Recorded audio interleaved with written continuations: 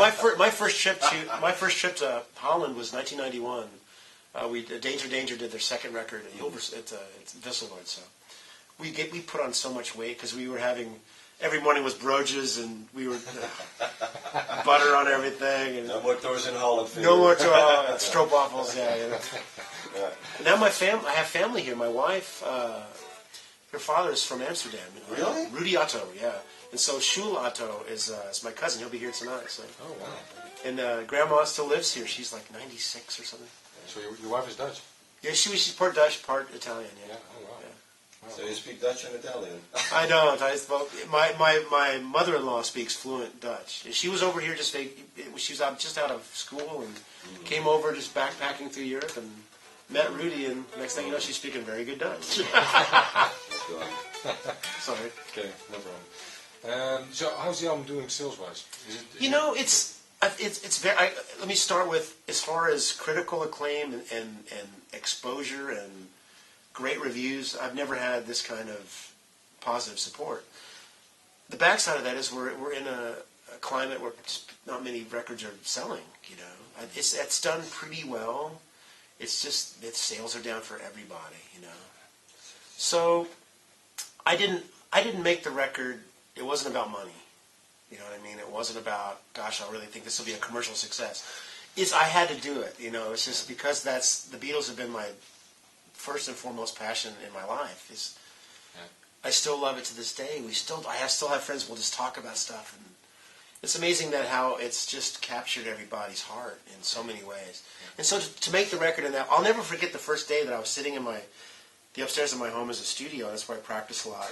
I remember the first day where I could sit down and play the whole record by myself, and it was one of the most gratifying things. Wow, this sounds pretty good. Before I showed it to the band, I wasn't even thinking about, let's go record this. Just for fun. It's just that connection to your youth, especially because that music that you grow up with, that you connect with in your youth, tends to be more special than anything else at any other time of your life. I mean, I'll hear music now, I go, that's cool. But when you're young and it's getting inside you in a whole fresh way, It's your first love, so it's reconnecting to your first love. It is. It's really and to feel like I did something in the Beatle world that it's worth being there. It's not. Again, it wasn't a commercial attempt. It's a heartfelt thing, and a lot of I was concerned with the Beatle community, so to speak, maybe not embracing it because it's a lead guitar, it's an instrumental guitar, but the response overall has been incredibly positive.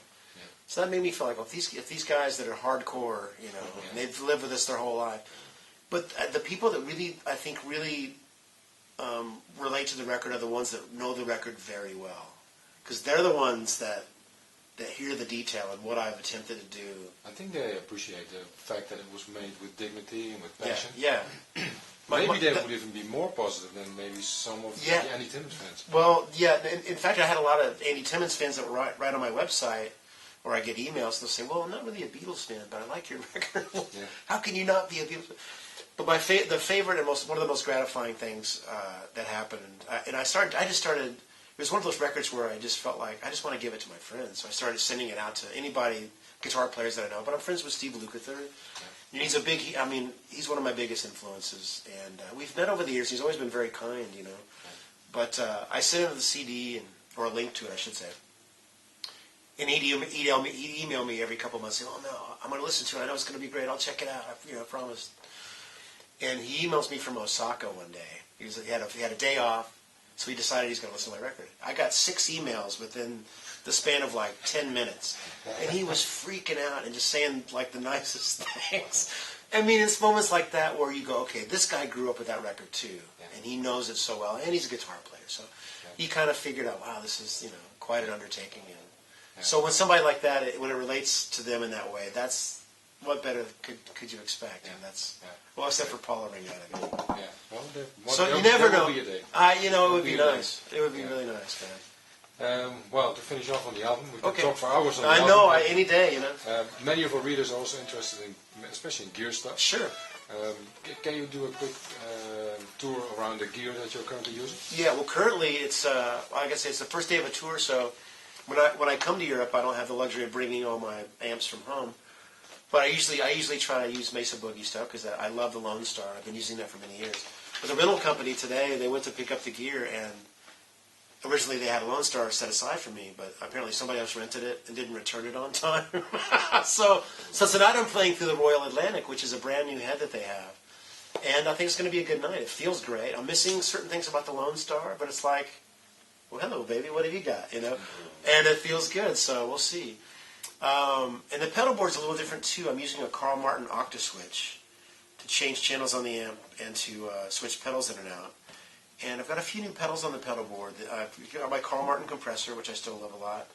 Exotic has a new compressor called the SP, which is kind of like the old. It's not an MXR, but one of the old compressors. It's kind of modeled after that, but flexible.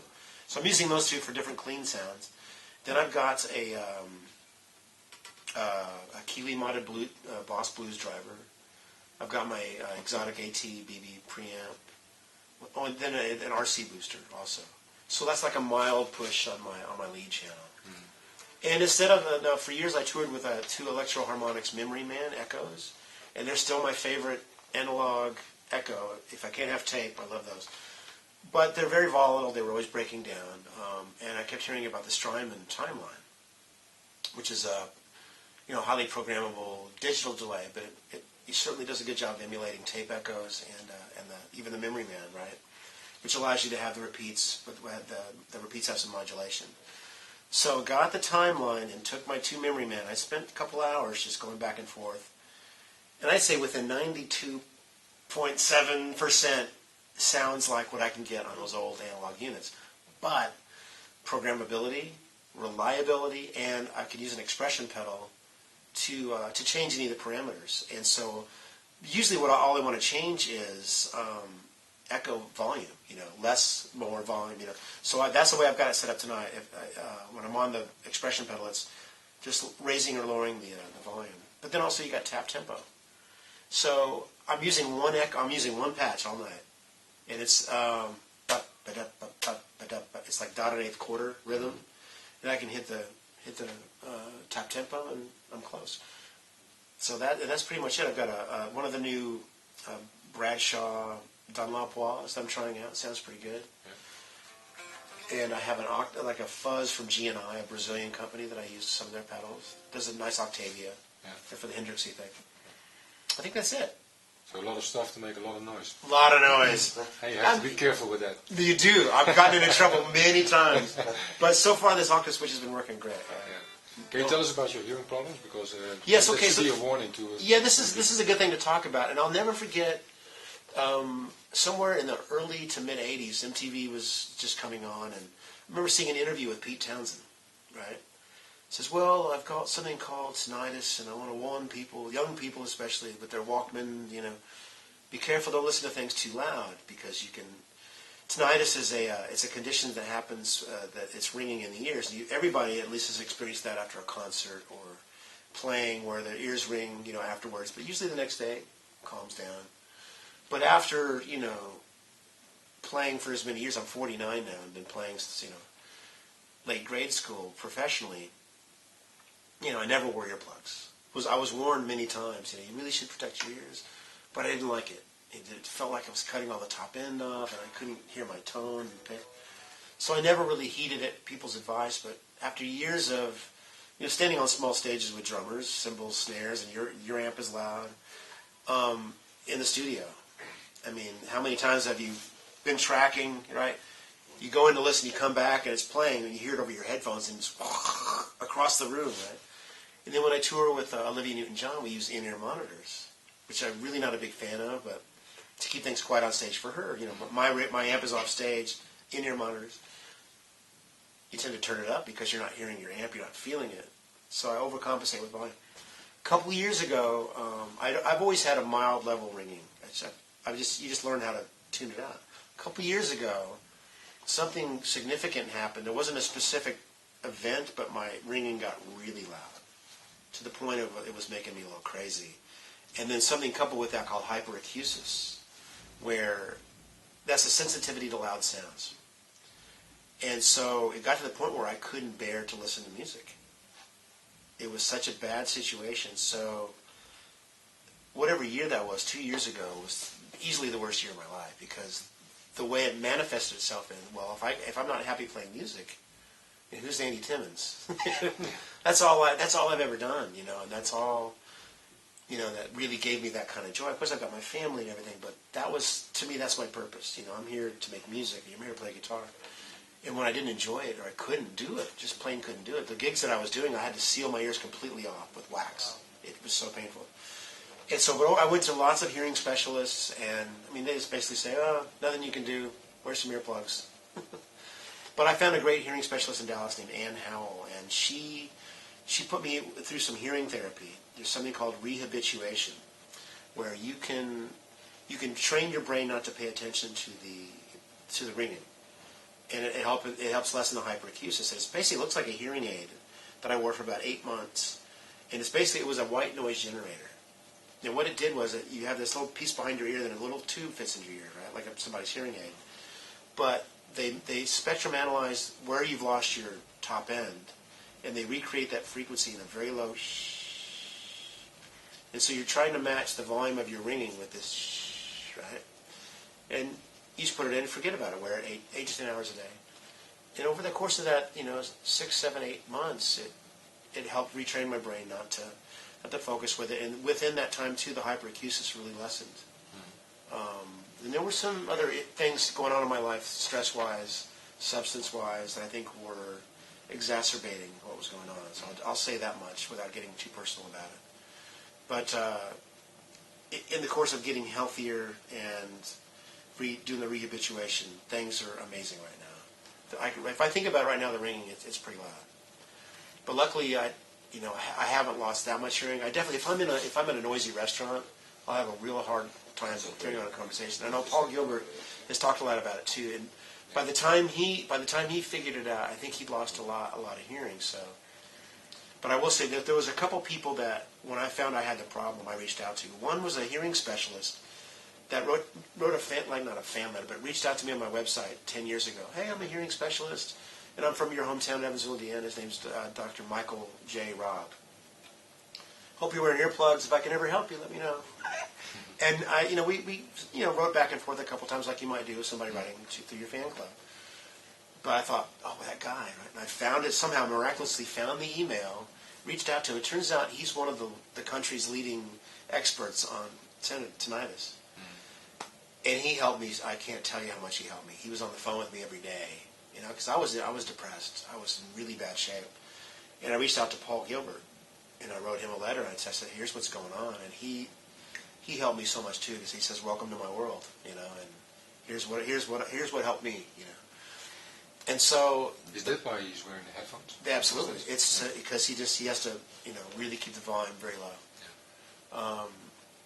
And so, but he's very happy. He's doing great. He still enjoys playing, so he's okay. But he's had significant loss too. But I bring it up, and I wanted to talk about it just for young players to realize that.